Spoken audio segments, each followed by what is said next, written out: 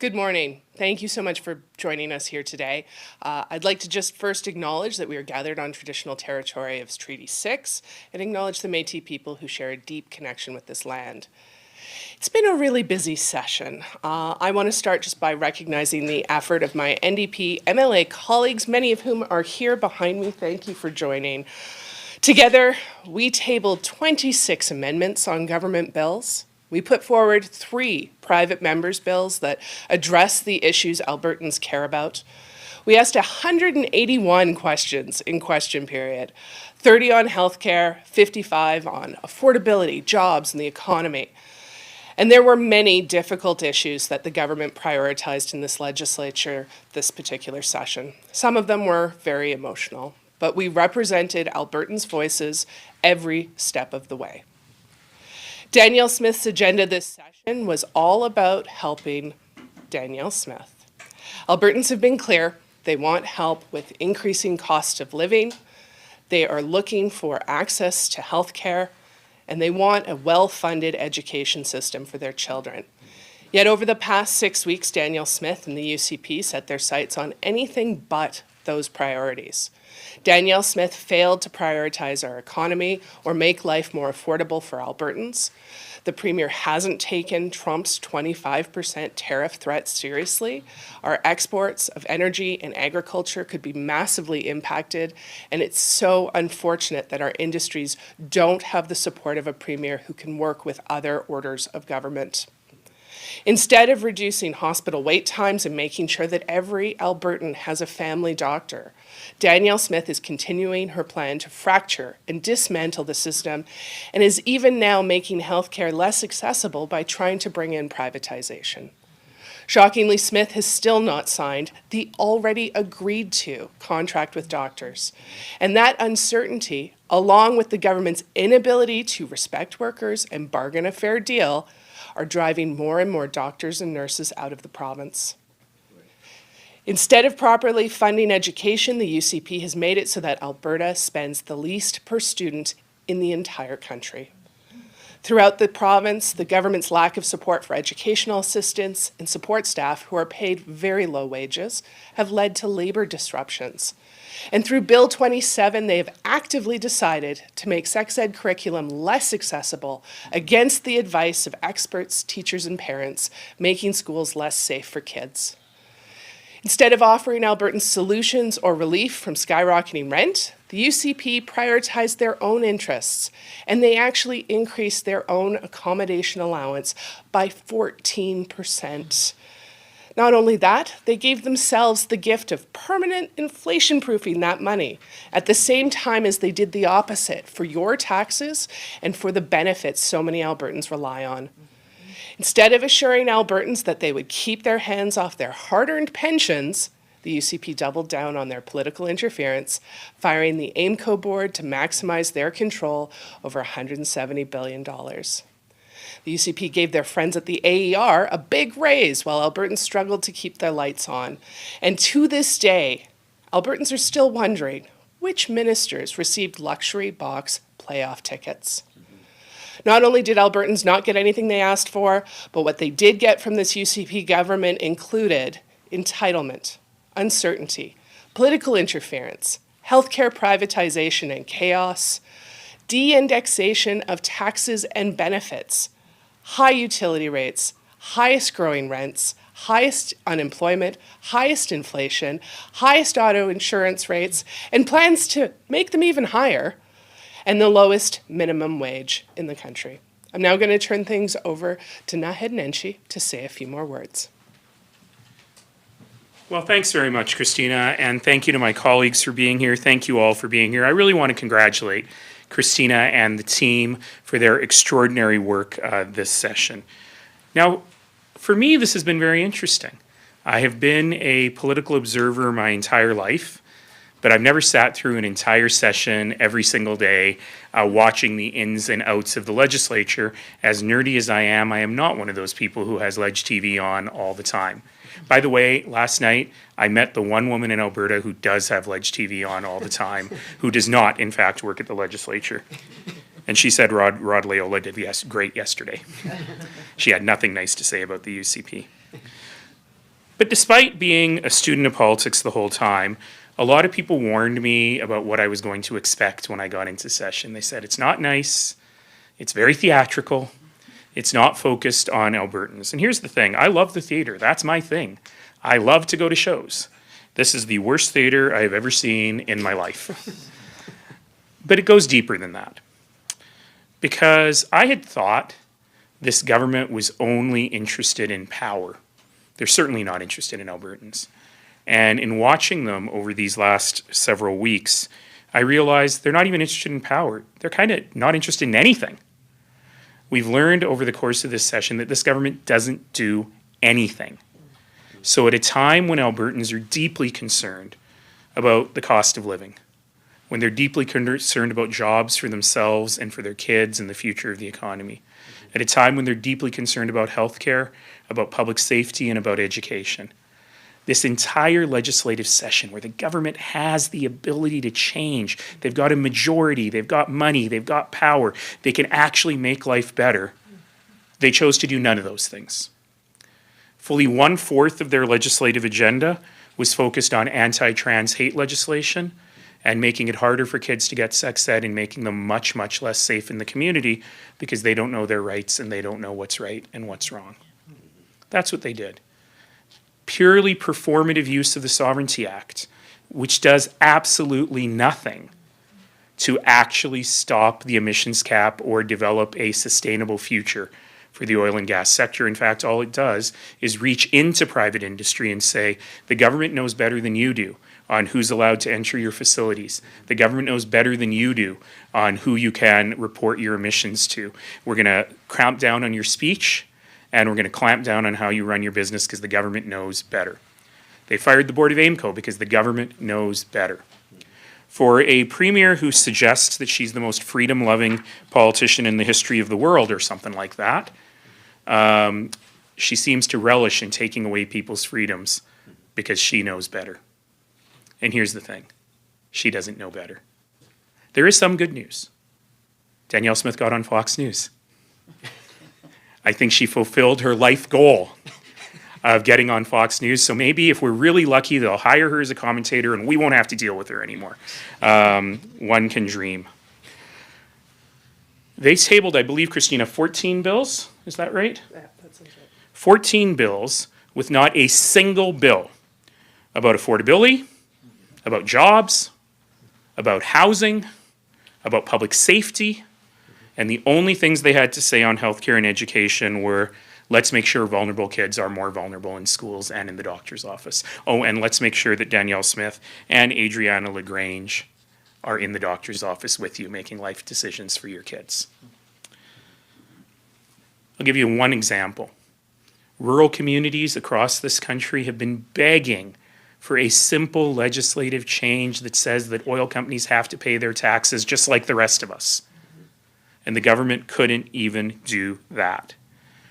This government is the ultimate distillation, it's like nothing I've ever seen before, of a government with no actual interest in governing, just an interest in performance. But what did they do? Well, let's say 1/4 of the legislation was about attacking vulnerable kids.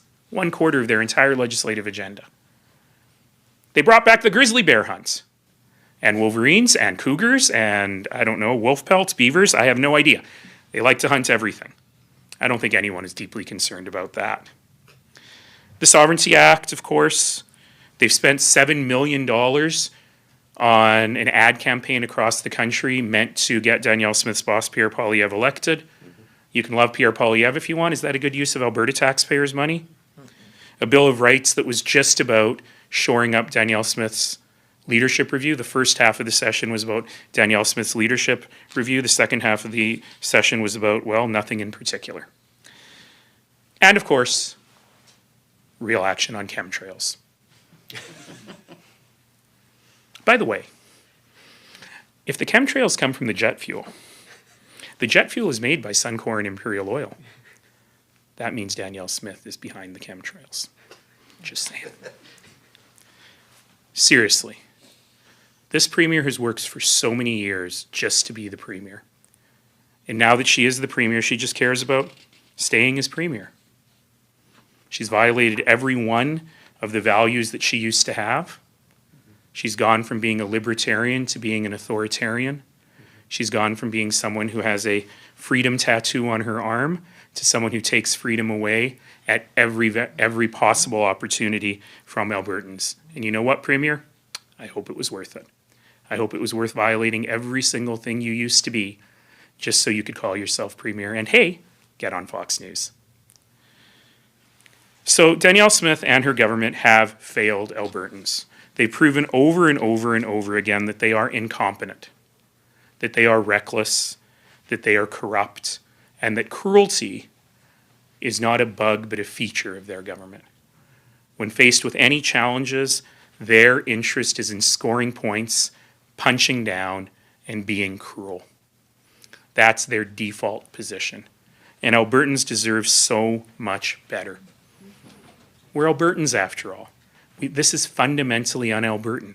Alberta is about innovation, energy, electricity, change. It's about looking after one another. We come from a place where you don't get a barn built unless your neighbors come and help you build the barn. And this government is fundamentally not about that. So our job is to provide to all Albertans just a little taste in this holiday season, just a little bit of hope. Just a little bit of hope. For the families who are trying to buy their first home, for parents who want the best education for their children, for patients who are waiting in pain for much needed surgeries or to have their own family doctor. For Albertans who are worried about the security of their Canada Pension Plan and their benefit programs that have now been de-indexed by this government. For anybody who just wants to go to work every day and make a decent wage and live a decent life. Alberta's New Democrats are committed to addressing these issues. We are committed to knowing that we can do better. And unlike the UCP that tells us that things are only getting worse and we need to defend every crumb we've gotten, we know that in Alberta, better is possible. We can do better for each other and we can do a hell of a lot better for this province. And that is what we stand to do today and every day. And that's what we reflect on at the end of this session. So thank you all. We'll take some questions now. Thank you to everyone. And just a reminder, if you're on Zoom, it's the raise hand function to get in the question queue. If you're on the phone, it's *9. We'll start with questions in the room. Please state your name and outlet and who you'd like to direct your 1 and 2 questions to. 1 and follow-up. And please come and share the mic with me. Not sure where I'm supposed to stand. Oh, here, good. Okay, all right. You're good. Well, she's my cord holder now. Janet French from the CBC. I think this is an Nenshi question. So having to sit on the sidelines this sitting, how does it give you more or less sense of urgency to seek a seat in the House? That's a hard question to answer because my instincts say, oh, it's so much better not to be sitting in there and dealing with those folks on the other side. But it's been interesting for me because I sit in there most days with the grade 6 students who come on field trips.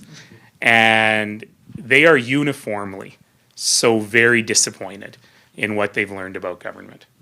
And for me, that's a real shame. So, you know, for those who are real legislative watchers, the lady that I saw last night, hope you're seeing this. Thanks, Marge. You'll notice that our caucus is acting a bit differently now. We're trying to bring a bit of decorum back to the House. We're not taking their bait. We're not letting them bully us. And that's very much on purpose, because not just for me and the grade 6 kids in the gallery, but we want to show all Albertans what is possible when you have a competent, grown-up government, which is what we don't have on the other side. So yes, it's part of my job. I will be joining them on the floor soon enough, but it's actually been very helpful for me to be able to observe from the bird's eye, literally and figuratively, and try and figure out how we can make the legislature work better. There was a bit of a dodge. What does soon enough Just mean? a little bit of a dodge. It's Christmas. You know, I'm sure that at some point an opportunity will present itself. In the meantime, we do have a by-election in Lethbridge West. I'm thrilled that we've got a great candidate in Lethbridge West. That's another example of a different way that the New Democrats do their work, do our work, which is we didn't want to parachute me into there like the Premier who shows up in her riding a few times a year. We wanted the people of Lethbridge West to have an MLA who truly is a son of Lethbridge, who understands that community and understands the needs of that community. So given that I split my time these days between Calgary and Edmonton, when there is an opportunity in one of those two cities, I will absolutely jump at it. Catherine Gurkowski, Alberta Today. I wanted to pick up on that point about the decorum, but maybe ask of the House Leader. So the Speaker gave so many gold stars for no points of order. Your leader mentioned this. How did that change the debate and the flow of things in the House? I think what we were seeing is a little less on the heckling, which can heighten things, certainly heighten the temperatures in the chamber. But one of the reasons we saw fewer points of order was there was probably just a little less personalization. Talking about what the government is doing versus what an individual minister is doing keeps you from getting called on a point of order. And so we have been able to hold the government accountable, point out all the ways that they have lied to Albertans, all the ways that they have hurt Alberta families, and all the ways they are not acting in the best interest of Albertans in a parliamentary way. And you did mention the number of amendments, but including the 4 hoists. But in terms of procedure, there was a lot less than a lot of the different, reasoned amendments, and there were fewer amendments, it felt like. So I'm wondering what was behind the decision. When we heard from Rachel Notley saying this is the lowest she's seen a government sink in 17 years, why was there not more amendments to those 3 anti-trans bills? So I'll start this answer and then turn it back to Nahed. Certainly, I will say that our focus on amendments this session were on substantive amendments. And I'm so proud of the shadow ministers and my colleagues who were taking the lead on each of the bills that the government brought forward, because we were able to offer thoughtful improvements that would have made a real difference, whether it was increasing Indigenous consultation in Bill 35 or listening to recommendations from the Office of the Privacy Commissioner on Bills 33 and 34. Those amendments should have had more consideration than they did from the government. They were important, and I'm really proud of the team for the work that they put into it. When it came to the anti-trans legislation, I will say our approach to those bills really was informed from conversations with our transgender community. And to say more about that, I'll maybe just turn it over to Nahed, because that was very important to us. Yeah, thanks very much, Christina. I think it's worth digging deeply into some of what we were doing. Our amendments, unlike the government legislation, were not performative. They were actually intended in every case to make it better. So for example, on the all-season resorts bill, just to pick one example, we believe in building all-season resorts. We believe in the visitor economy and the tourism economy and being able to get more people to experience the wonderful things about Alberta. But that bill was so badly written. It was just like on the back of a napkin drafted. And so our amendments really focused in on ensuring that the adjacent municipalities had the opportunity to help with the land use planning of these resorts, because that's their expertise. They had the need to actually do Indigenous consultation, because I will remind you, for those of you that are old enough, that ceding of Crown land for tourism-based activities without appropriate Indigenous consultation is what led to the Oka crisis. And the fact that we weren't talking about any of that. And then the third one was, of course, to say that the Minister of Tourism should not have the ability to overrule the need for an environmental assessment. These are very common things. They're commonplace things. They would have made that legislation better. We would have been able to support it. But the government just said no on all of it. On the trans issue in particular, we were told very clearly by the trans community that this has been, not just the trans community, but by people across Alberta, that this has been going on since January 31st. And really vulnerable children have felt like they've been in the crosshairs the entire time. So at the end of the day, the government was going to pass this legislation. And for us to drag these kids through more and more and more and stretch it out, it wasn't humane, it wasn't right. And we knew this legislation was going to pass. But nonetheless, We attempted to fix things that were wrong with the legislation. We attempted to make it less bad. That comes from me in municipal government, where instead of just opposing all the time, you try to make things less bad. And so I'll give you two examples of amendments that failed, which I think are a real shame. One of them, because this is ostensibly about parental rights, one of them was to give back parents the right to consent to medical treatment. Right now, you've got Adriana LaGrange and Danielle Smith sitting in the doctor's office with you. And the doctor, imagine a doctor who has to say to a parent, I know what your child needs, and it is illegal for me to offer it to you. Stop and think about that for a second. So we tried to put in a little thing that said, if the parents say, no, I want it, then the doctor would have the opportunity to give that option. Conservatives turned it down. The most dangerous thing about this legislation is that it outs kids against their will. And there are, sadly, some number of kids who do not come from supportive families. And when the Premier first announced this on January 31st, this was long before I was in politics, I reached out to the Premier's office and I said, you're going to forcibly out kids, and that's going to lead to kids being kicked out of home. It's going to lead to kids being abused. It's going to lead to self-harm and suicide.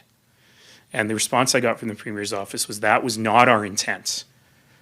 And, we'll make sure that's not what we do. And when you look at the New Brunswick, now moot New Brunswick legislation and the Saskatchewan legislation, it doesn't say that. It says the kid can pull the plug on the process. The parent cannot be told without the child's consent. This is not what this legislation says. This legislation says that as soon as you go to a teacher, you start a process that cannot be stopped with your parent being told at the end with or without your consent. This is actually an error because we've actually heard the Premier say in public, no one will be outed without their consent and kids can just choose to stay in the closet. It's not a great outcome, but she has said that. This is not what the legislation says. And when we pointed that out to them and said, listen, we don't even have to put this amendment. You can put this amendment yourselves because you realize you made an error. There was zero interest in doing that. So they passed legislation that is not even what the Premier thought it was. And to me, this is a very, very serious problem in how this government works. It's purely performative. Jack with the Canadian Press. My first question is actually for your fan. Bill 34 was definitely one of the most contentious debates, especially this week, that involved yourself. My question is kind of, I'm wondering what the worst case scenario is in your mind. Like when you look at the future of government transparency in Alberta, what does that mean as a result of this bill?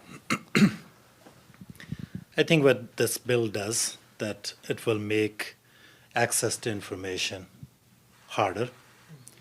It will create more exemptions, and it will erode the oversight of Office of Information and Privacy Commissioner. We are dealing with a government that is already very secretive, that is dishonest, that is not transparent, so it will make things way worse. And to follow up on that, I watched the debate last night and I was reading Hansard again, and Minister Nally, one of his, during the debate, he said, one of the bright spots of the bill is about proactive disclosure. The word proactive doesn't appear in that bill.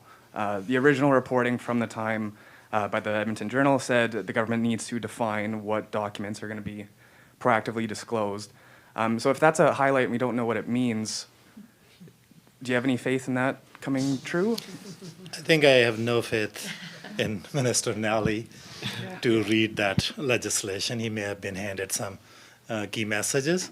There are some provisions that authorize disclosure of certain public record so that people have access to those. Depending on a certain criteria, there are some regulations that are yet to be drafted, what that criteria will look like. But overall, the basic principle is that Albertans should have access to information as easily as possible. But what they are doing in this legislation, they are creating like tests, for instance, that if the public body is able to find a public record with reasonable time and reasonable effort, that's only when they will give you that record. Then public body can also decline the request if they think it unreasonably interferes with the operation of public body, whatever that means. That function was vested in OIPC office, that they will look if public body is not able to fulfill a request in a given time. Extension were dealt by the Office of Information and Privacy Commissioner. So in short, this bill is making access to information difficult. They are creating a whole lot of exemption. For instance, political staff, communication between political staff and executive council members, that will be exempt. There can be a lot of data that exists between political staff and executive council, and people will never have access to that. They are even exempting the factual background information that cabinet relies to make decisions. We understand that policy deliberations need to be protected, but what's the reason to protect factual background information? So it's making access to information very difficult.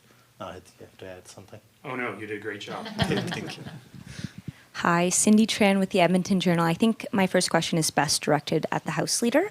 So I think if I heard correctly, you said there were 26 amendments put forward. Of those, how many were accepted and how many failed? Oh, unfortunately, we were batting zero. Is that the sports metaphor? None of our amendments were accepted. Neither the substantive ones or we did quite seriously intend to stop further consideration of the anti-trans legislation, and those amendments were defeated as well. Okay, just wanted to confirm that No, first. appreciate it. Hope springs eternal. And we will, honestly. Very different than municipal politics. It's different than municipal politics, and we do take our job as official opposition seriously. Not only are we there to point out the missed opportunities, the outright failures, and the potential damage that government legislation might introduce, but to offer solutions, ideas, and improvements. And truly, if you are reading the Hansard or watching the video, the quality of contributions that my colleagues in the official opposition made were absolutely stellar. Okay, so on that then, how do you plan to work with the UCP then in the future when we hear these topics? The UCP did say that they want to make things affordable. They want to work on things such as housing. So how do you move on from there after hearing your 26 amendments they failed? So how do you move on from there? Because that's what Albertans really want to know. Well, that is absolutely correct that Albertans really want to know how this government will make life more affordable. Albertans want to know how they are going to get a family doctor. Albertans want to know why the government is increasing their insurance by an extra 15%.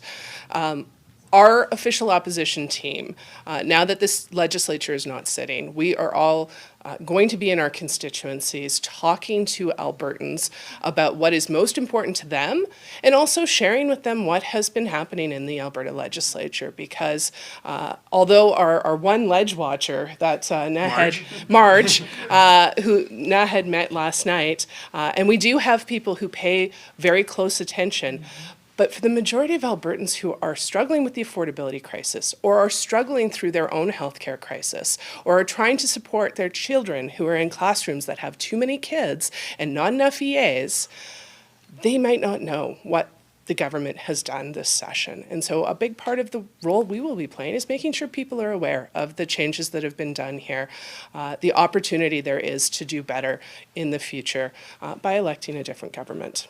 Can I jump in on this one, Christina? Absolutely. Thank you. I think I just want to underline what Christina was saying, that many people feel that the work of the opposition happens under the dome in the legislature. The vast majority of Albertans don't know, except for Marge, that our legislature actually doesn't meet very often. We've had 4 weeks of sitting since I've been the leader, and there'll be another, call it 10 weeks of sitting around the budget time in the winter and spring. That's it. And so much of the work that happens in government happens outside of the dome. So our job really is to amplify the stories of Albertans to the government, but also to one another. to really know and understand what is happening and how we can, in fact, make things better. So we are dispersing across the province now to continue to talk to Albertans about the real challenges they're facing. The other thing that's worth noting is that this government does a lot of stuff outside of the legislature. So probably the single most consequential thing on your pocketbooks this year is going to be the government's decision to take the highest auto insurance rates in Canada and hike them by 15%. So they'll be even higher. And that didn't happen in the legislature. That happened on the side. Meanwhile, the government has now set the rate of last resort for electricity at a rate that is far higher than the market rate today. So if I can give you news you can use, you want to lock in your electricity rate right away before the new rate of last resort goes into place, because it's much higher. And if unfortunately you're someone with bad credit or just starting out and have no credit history, you're stuck with this higher rate. So instead of working on affordability, the government has made life much less affordable. And so given that, those are the kinds of things we need to do, because the government sure isn't going to tell you the real story. Thank you. We're just going to go to our phone lines now. Emmanuel, your line should be open.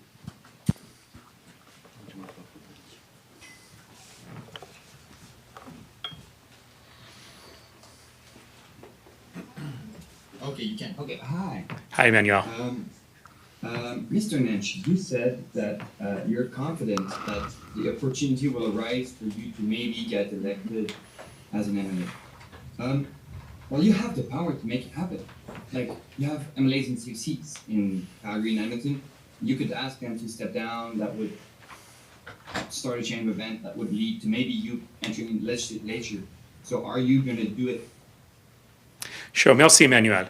Je suis pas un politicien comme ça, parce que je dis toujours à mes collègues qu'il n'y a aucun siège qui est sécure.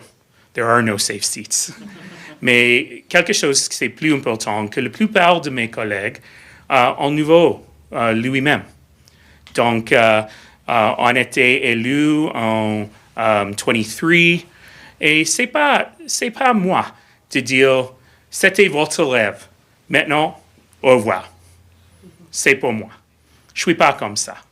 Mais je suis certain qu'il y a des collègues qui vont faire une décision lui-même que c'est temps de partir. Et si ça change pour mes collègues ou aussi pour les conservateurs, je vais prendre l'occasion à ce moment. I just feel like I haven't answered a question for you in French in a long time, Emmanuel. So I would give you a little broken French there. Great, was good. Well, can I ask you to follow up in French too? Just give me your rundown of how this session went in your opinion. Oh, I can try. Pour moi, c'était un moment relevant, an open eyes moment. Et pour moi, j'ai vu avec mes yeux, avec les yeux, que notre gouvernement ne veut pas être un gouvernement, ne fait pas de travail sur les choses qui sont importantes aux Albertains. Et nous ne voulons parler de rater les droits humains des enfants. Nous ne voulons pas parler des chemtrails.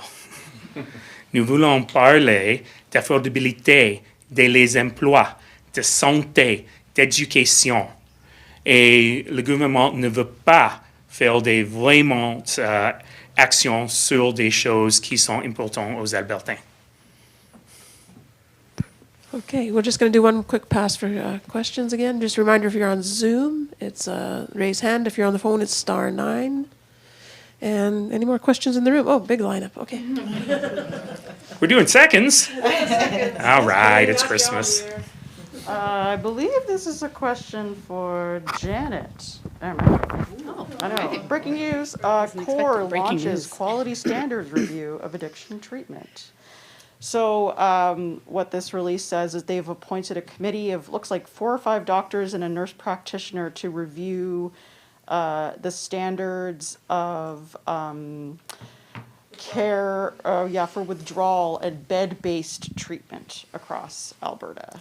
To review the standards of bed-based treatment. Yes, and to set improve withdrawal management protocols delivered within the Alberta recovery model. Okay, so Yeah. this really is breaking news. Hi, folks. Thanks for having me this Yeah, morning. sorry. Thanks for Yeah, your I know, question. I'm sorry to launch this at you, but we've got you here, so let's. That's okay, sure. I'm going to make this hopefully management, did you catch forgiving. that? Like, Yeah. what questions do you have about this? Yeah, absolutely. So withdrawal management being medical detox, ostensibly, I think that's a fair assumption to make there. Withdrawal management is a critical component of the entire spectrum of recovery.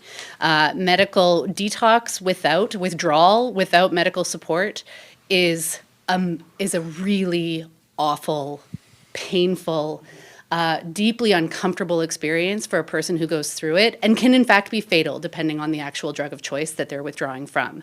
And so I'm happy to hear that we're actually starting to talk about some standards and that CORE is doing what its mandate is set out to do. This was Bill 3, very early on when I was just a wee politician learning the ropes. There were some major concerns around the ministerial input in terms of what projects would in fact be taken on, what the research mandate would be. CORE is without a doubt still squarely on the desk of the minister when it comes to the work that they're going to be undertaking. I hope that this is the first step in what needs to be far greater transparent and public evaluation on the effectiveness of the programs that have been receiving significant funding since this government took power in 23. And so, I'm happy to hear that. I certainly hope that the work of CORE and the standards that are established with the withdrawal management are going to be made public, because we've been putting a lot of eggs in a single basket, and Albertans are owed some information around the effectiveness of those programs and the accessibility of them too, making sure that when people need them, they've got them, and that what is so important is that there's a really short waiting time between the end of that withdrawal management period and going into a residential treatment. Sometimes that can be months, and that does not do any service for the individual who's just gone through that process. Yeah, if I can just add to that, Janet at the very end there said something that I think is really important for us to understand. There are two waiting times. So if you are someone who is ready for recovery, your first waiting time is to get into medically supervised detox. There never used to be much of a waiting time. You could usually get into Alpha House, for example, in Calgary relatively quickly. I am now hearing stories of a 4 to 6 week waiting time to get into medical detox. And so during that time, you've got two choices. You keep using with all its attendant dangers, or you try to go through self-withdrawal. And as you heard from Janet, self-withdrawal is very, very dangerous. I have personal experience with this myself in the last 6 months, which ended with an emergency room visit and an ICU stay. This is really dangerous. And the other challenge is there are not enough beds in recovery, nor are there enough beds in pre-treatment recovery. So if you finish your 1 week or 10-day medical supervised detox, you go back to the bad environment you came from and await treatment. Most treatment centers won't take you unless you've been sober. So if you relapse, you start the system again. And this is just yet another challenge that we have with this government's incredible focus on one model of abstinence-based recovery, on one model of privately delivered, publicly funded recovery in these recovery centers. The recovery centers don't work if you're not alive to get there, or you haven't been able to go through the detox in order to get there. And so I'm really happy that they're looking at this piece of the system, but they have to look at the system more holistically. Quick follow-up on trans bills again. Talked a lot about that, and we heard what mechanisms you attempted in the House, but I'm wondering outside the House, what are your next steps in terms of trying to stop it from taking effect in the full force in which it's written? So there are two things that happen now. The first is that there will be a legal challenge. We know there will be a legal challenge. And I and others have been encouraging Albertans to support those legal challenges. If you got a few bucks this holiday season, consider giving it to a gal to mount this legal challenge.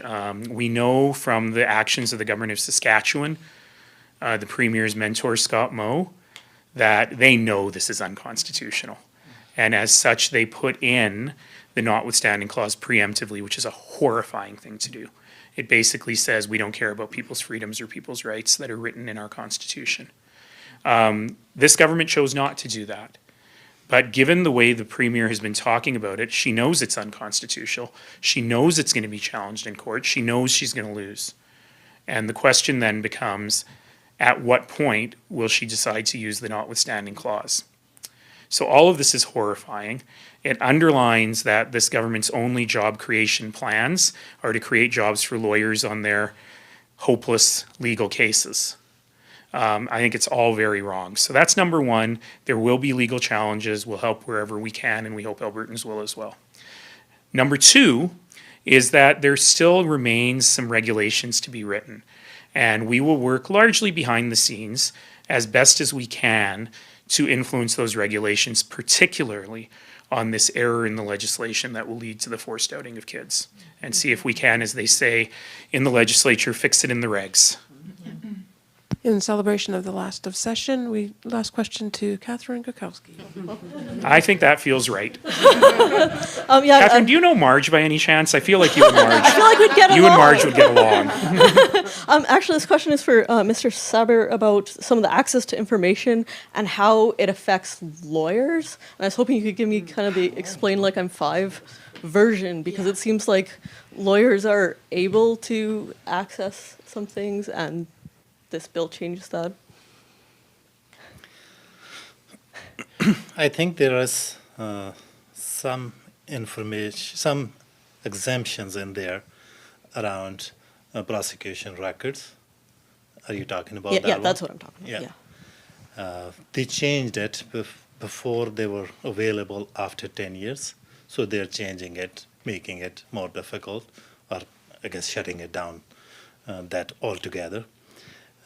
Here is the concern there, that we live in a very diverse society, and in last few years, we have seen a lot of concerns raised by many here in Canada, across United States, about how our criminal justice system works.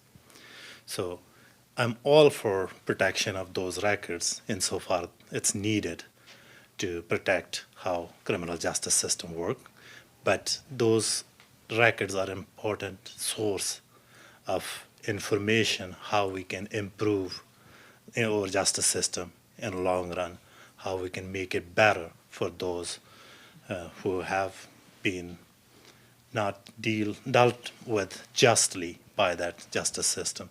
So how that will play out, it's yet to be seen. But general trend of this government is that they are creating more exemption, making it difficult for Albertans, for anyone to access information. And a question for Rod Loyola, since he was speaking to the halal financing. I'm wondering if you had heard anything about, because you were talking a lot about whether this can practically be implemented. Had you heard any concerns about perhaps like haram investments by Service, the credit union, or ATB Financial, and whether Muslims can access a mortgage when the financial institution may have an investment that's haram? So here in the city of Edmonton, we have the executive director of Islamic Family, Omar Yaqub, who is working very closely with Service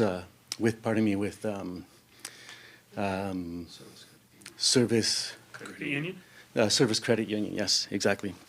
And so therefore, he's been one of the primaries that have been actually working with the government. And as I stated in the House, the Minister of Finance did do a good first step in meeting with people from the community, but he didn't do the follow-up. So although Bill number 32 actually opens the door, it's not exactly halal financing.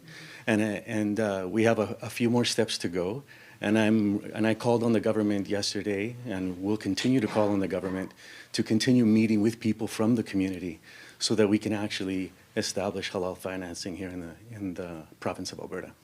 Sharif, did you have anything to add? I know you've been doing lots on this file too. Yeah. Well, the government campaigned on this and committed introducing halal financing. Our colleagues and the Alberta NDP followed up with the government in terms of where it is at. The government has not done enough consultation with the community. We're not talking about the models here, but basically, how do you make sure it's accessible? How do you make sure it's affordable?